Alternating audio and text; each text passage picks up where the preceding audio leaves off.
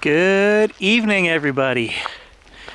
I am heading out in the pitch black on this freezing cold Canadian night to get a shot. One photograph.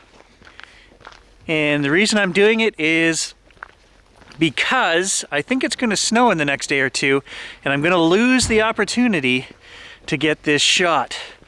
It's a beautiful set of lights down on the river, and I've been looking at it all summer, telling myself I'm gonna go get that shot, and I haven't done it.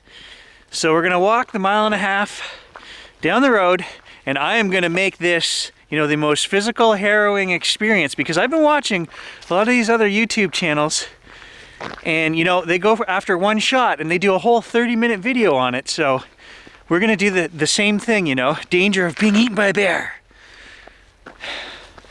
Actually, I think we have more danger of being attacked by a fat raccoon around here. I don't know.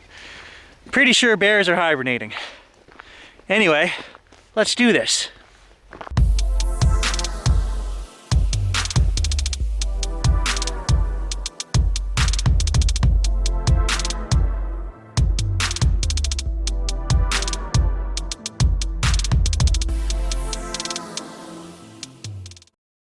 I have a 17-28 lens, and I'm hoping that that's going to do the job. We're gonna set up the tripod, long exposure. I'll probably end up having to blend a couple of images together to get this shot, but that's my plan if we don't get run over or eaten on the way there. Here comes the car.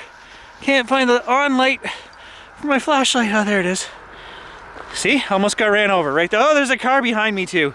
Oh no, that's a street lamp. Okay, we're good. That's right, keep driving. Keep driving. Okay, that wasn't my wife, see? I thought that car actually swerved towards me. That's why I thought it was my wife, but no, it's not. Okay, that's better. We're gonna put the tripod on the pack sack. Try this again, so then I can at least hold my flashlight and see where I'm going. Okay, we'll get this one way or another. We'll get this. Okay, and here I am walking again, and I still can't see where I'm going. Okay, flashlight down, I'm good to go. I can see where I'm going. So, why am I walking down here tonight? Well, I started working out with my daughter. She's 12, and she joined the volleyball team, and as part of that, every Thursday night they do workouts. So she asked me to start working out with her, and I was like, oh yeah, no problem. Not realizing that 40 squats would kill this old guy. Because yeah, they did. Actually, it was probably, 80 squats. Okay, well, yeah, it hurt the next day. So I was like, man, you are out of shape. So we have worked out 4 days in a row now, and we're adding a few exercises every day. We're doing our crunches, our sit-ups, push-ups, chin-ups, a bit of weights. And I didn't do any walking today. I did make you guys a video driving. As the second part of a lens test that I'm doing. So I didn't get my walk in, so that is why we're walking down here tonight.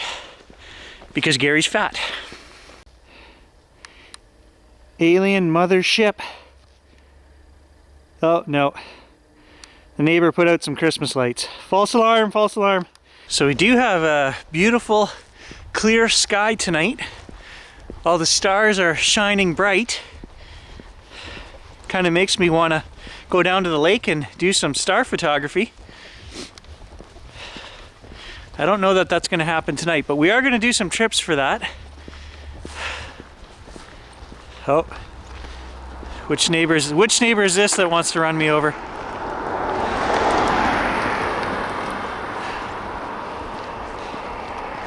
Not familiar with that one. So Black Friday caught me unawares yesterday. Pre-Black Friday. As you guys know, I have bought a couple detectors from Forest City. And of course they sent out an email yesterday saying, hey Gary, check out these Black Friday deals.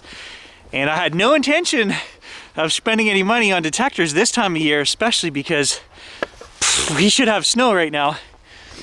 But after a quick perusal, I ended up making a purchase. And it's supposed to be in tomorrow. I have contacted John. He was out detecting yesterday. The ground is starting to freeze, but it is not totally frozen yet. So what did Gary buy? I bought the Simplex. That was the machine I was gonna buy as my backup last year, and I'm still swinging the AT Pro, but with my tendonitis elbow, it's too heavy. That machine is just too heavy. I don't use it anymore. The whole summer went by, we didn't touch it. So I bought the Nocta Macro Simplex.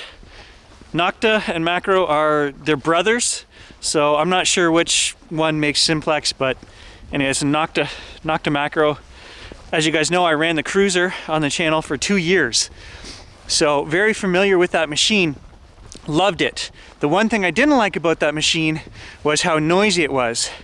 And I'm fully prepared, knowing going into this that the Simplex is gonna be a chattery beast, but I think I'm willing to live with that as using it as a backup machine. I love my Equinox 600. That is my go-to machine. That is the machine you use when you're going to cherry pick good signals, okay? That's the Equinox. You guys want that, okay? If you're getting into metal detecting, the Equinox 600 will cherry pick silver out of a field any day. Because what happens with the macro machines is that foil and bottle caps, especially bottle caps, they will ring up like a good target, and there is no way to fix that, okay? Great machines. I love the Cruiser. Very deep machines.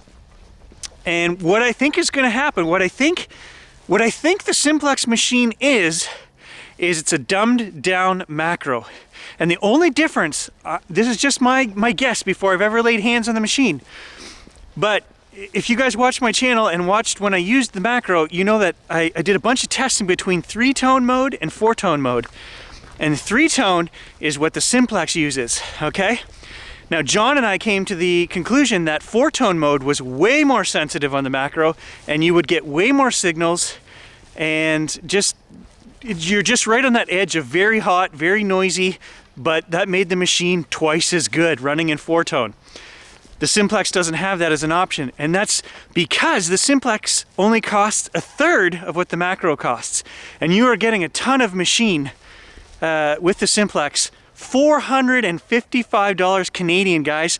I got the Simplex, the headset, the green headset, which is the newer headset, and the whatever pinpointer macro makes, which is the Pulse Dive, okay, which looks on first glance like a very advanced pinpointer. It looks very deep, and it has a plastic end that goes over it, so you can change the end so you don't wear out tips. You can actually turn it into like its own little metal detector. You replace the tip and you can put down a coil on the end of it. Okay, they sell that they sell that pinpointer for $150 here in Canada. So the Black Friday deal was they were throwing in the pinpointer with it. So with tax, free shipping, $500, I got a Simplex, the headset, and the Pulse Dive pinpointer. I would clap myself on the back right now, but I can't because I'm holding the camcorder. I thought it was a great deal, an amazing deal. So the only question is, are we going to be able to get this thing out and test it, put it through some paces before the snow hits and before the ground freezes? As far as I can tell, it's going to be shipped tomorrow. And that means I should be able to charge it up in the morning, and tomorrow afternoon, John and I should be out there metal detecting. So if that's the case, you guys will see the video up on the channel shortly. It really is dark out here, guys. Can't see a whole lot.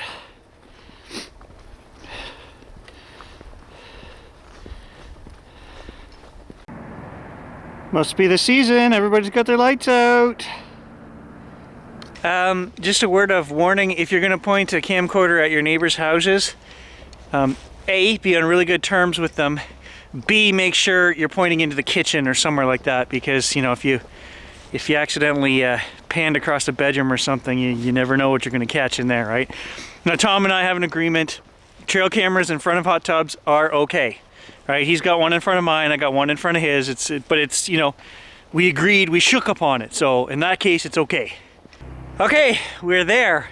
I'm gonna turn off night mode and turn you guys around so you can see this scene a la color. There it is. Trust me, to the naked eye, it is much brighter, much prettier. Hopefully the camera can bring that out, but that's the scene that I've been looking at. There's the reflection of the lights on the river, which is kind of frozen right now, but a very pretty spot. You guys aren't going to believe this. I didn't bring my 24-70 lens, which was my backup in case the 28 was way too wide, which I was worried about, and the 28 is way too wide. So I don't know what I'm going to do now. I guess maybe put the 28 on the APS-C camera, which means we're going to need a much longer exposure because it's not a full frame. We're going to make this work. I'm going to make this work because I'm not walking home, and I have no idea what time the neighbor turns those lights off. So we're going to make this work. So I've actually got the 70-300 lens on here, and I'm shooting at 70 millimeters, which I'll show you gives me a pretty nice crop of just the lights. And then maybe we'll throw on the, I have my 28 millimeter f2, and maybe we'll get all the trees and everything in the background and see how that looks. We'll just play around with it. Not the lenses I wanted to use, but we're gonna make it work. 2-second timer on the tripod. And not too shabby. So I just switched back to the 28 millimeter, and actually I think that's the shot I wanted. I had to take one for the trees and then one for the lights, but I think if I put them together, we're gonna get the shot that I envisioned when I walked by here the other day. Oh, kind of a nightmare changing lenses, not losing lens caps, keeping dust and dirt out of your lenses when it's dark. Hard to see down here. Oh my freaking God, there is a beaver out there in the river. I turned around to put my lens in the bag on the ground, and I heard this splash, and I thought my tripod and camera had toppled over into the river. Talk about heart attack. Yeah, somewhere out there. Freaking beaver.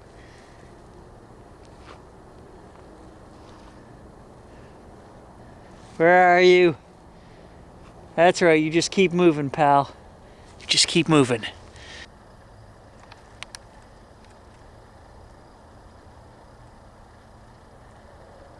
There he is.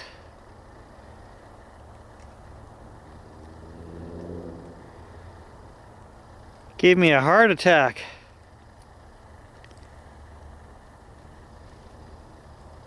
All right, I think our work here is done. I'm pretty sure we've got the shot that I envisioned with the 28 mil. We've got an extra shot with the 70 mil, which I never planned on, but hey, bonus shot would be great if it turns out. I risk a lot for you guys, you know. Rabid raccoons, heart attack via beaver, all kinds of stuff. Getting run over by vindictive neighbors, but we did it. I think we pulled it off. We'll know when we get home and edit these photos on the computer. If they turn out, you'll see them. If not, there'll just be a blank disclaimer saying, I'm not a professional. You get what you paid for. You guys didn't pay anything. So, hey, stay tuned. We'll see how this turns out. I know, I just had time to think about it. Heart attack via beaver. Would that really truly be a terrible way to go? I don't know.